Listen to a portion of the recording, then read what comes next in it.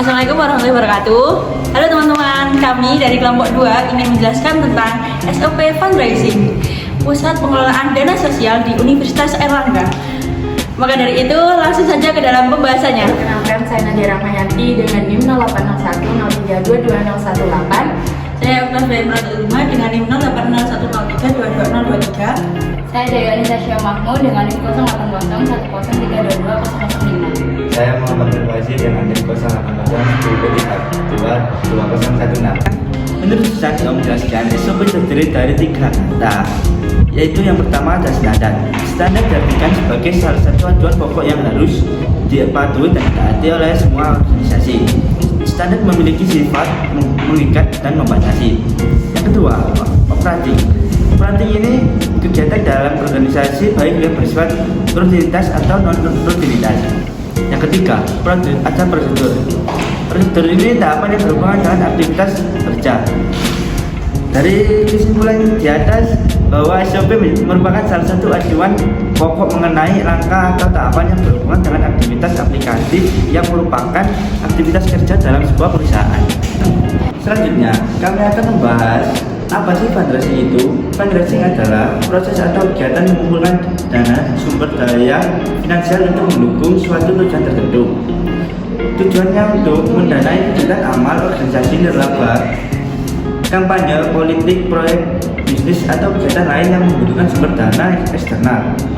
Dalam fundraising, ada beberapa metode yang umum digunakan untuk pengumpulan dana. Beberapa contoh metode tersebut antara lain: yang pertama ada donasi, yang kedua sponsorship, yang ketiga penjualan, dan yang keempat kampanye crowdfunding, yang kelima cara penggalangan dana, dan yang keenam pendanaan pemerintahan. SOP fundraising yaitu panduan atau prosedur yang dilakukan oleh sebuah organisasi atau lembaga untuk mengatur langkah-langkah yang harus diikuti dalam melaksanakan kegiatan pengumpulan dana. Komponen yang ada dalam SOP, yang pertama ada identifikasi tujuan dan target. Yang kedua ada penentuan sasaran atau donatur potensial. Yang ketiga ada pengembangan pesan dan materi promosi. Keempat, pemilihan metode penggalangan dana. Kelima, ada rencana pelaksanaan. Keenam, manajemen hubungan dengan donatur. Kedua, evaluasi dan perbaikan. Apa sih Puspas itu? Puspas itu pusat pengelolaan dana sosial yang berada di Universitas Airlangga yang mempunyai tugas-tugas sebagai berikut. Ayo, sini yuk. Ini yang pertama, tugas pertama: menghimpun, mengelola, dan menyalurkan dana dari zakat, infak, dan sedekah dari masyarakat. Yang kedua, menghimpun, mengelola, dan menyalurkan bantuan umum yang ditujukan untuk kepentingan UNER di dalam mewujudkan visi dan misi UNER yang berada di masyarakat. Yang ketiga, tugas lain yang berkaitan secara langsung maupun tidak langsung dengan tugas-tugas di atas. Adapun pembahasan selanjutnya yang akan kami bahas adalah tentang bagaimana sih SOP fundraising dari Puspas Universitas Airlangga sendiri. Selanjutnya, yang pertama ada identitas dari SOP.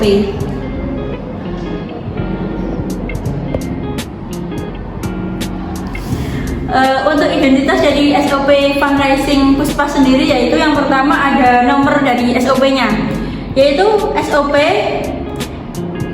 garis UNER garis PDS garis 01. Selanjutnya ada tanggal pembuatan, yaitu yang terlaksanakan pada tanggal 28 Desember tahun 2020. Selanjutnya ada tanggal revisi yang di sini itu tidak dicantumkan.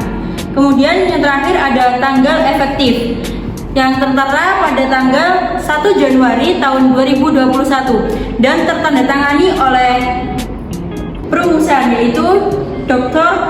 Prawitra Tholib SH MH. Selanjutnya ada penetapannya, yaitu oleh Dr. Wisudanto SE MM, dan yang terakhir ada pengendalian, yaitu Nurul Barizah SH II MPhD.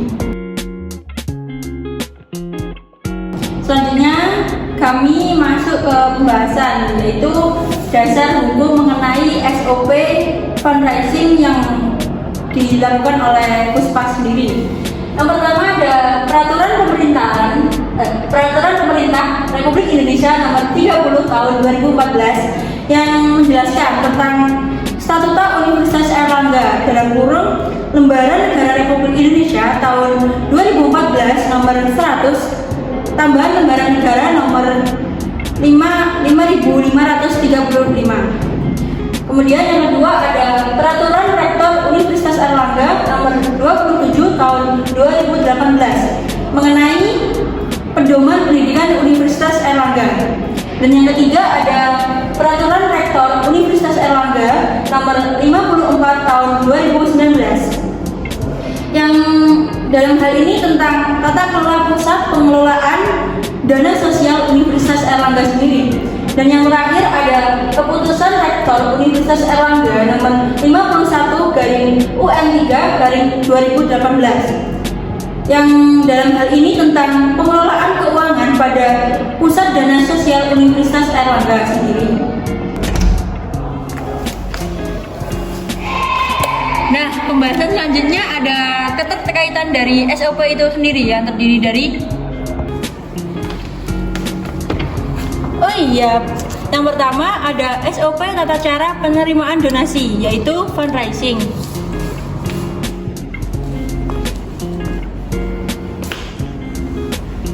Yang selanjutnya ada formulir donasi.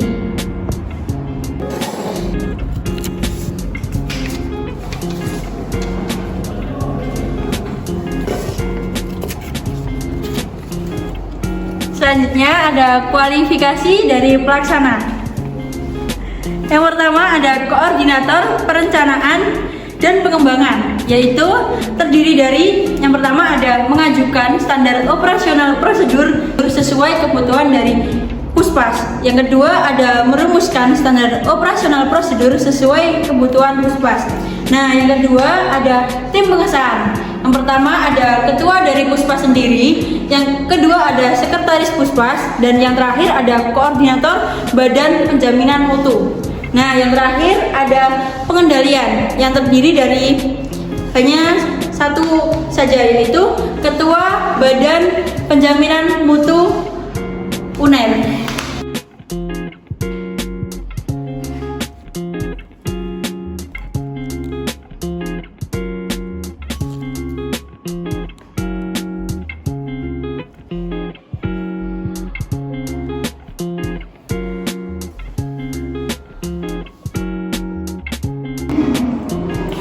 Mekanisme fundraising melalui transfer bank, di antara lain pertama ada koordinator bidang fundraising mencarikan donatur atau mengagendakan kegiatan yang berkaitan dengan fundraising. Yang kedua ada koordinator bidang fundraising melakukan presentasi atau menawarkan untuk melakukan donasi kepada calon donatur. Ketiga ada calon donatur yang berkehendak dan sukarela mau berdonasi, maka akan diberikan formulir pengisian donasi untuk calon donatur. Keempat ada jika calon donatur memberikan donasi yang memenuhi syarat untuk diberikan merchandise, maka akan diberikan merchandise. Kelima, ada donasi akan tersalurkan secara otomatis melalui transfer ke nomor rekening Puspas sesuai pengisian formulir donasi yang diberikan oleh koordinator fundraising. Keenam, ada bagian akuntansi Puspas akan menginput data di Google Drive Puspas.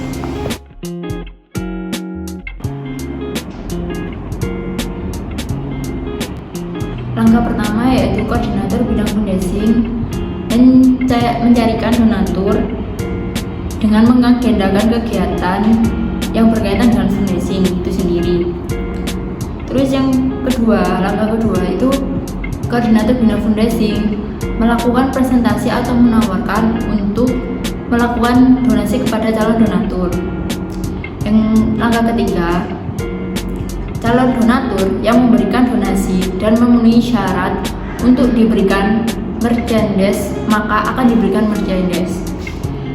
Yang keempat, donasi akan dilakukan secara langsung uang tunai untuk diserahkan ke bagian fundraising.